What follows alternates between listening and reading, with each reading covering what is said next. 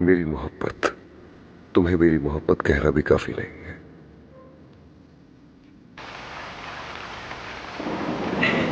मैंने तुमसे मोहब्बत की थी बस।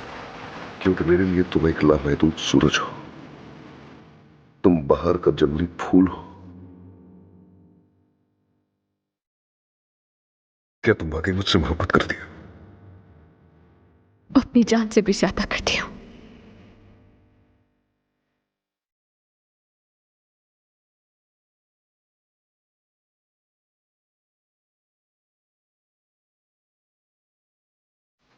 तुम उस मां की शफकत भरे हाथ हो जो मैंने खो दी। तुम मेरे मरहूम वालिद के इत्र की खुशबू हो, लेकिन तुम उनकी तरह मत जाना ज़मरुद। अपनी नजरें मुझसे ना हटाना, क्योंकि मैं तुम्हारी आंखों को देखे बगैर एक पल भी जिंदा नहीं रह सकता।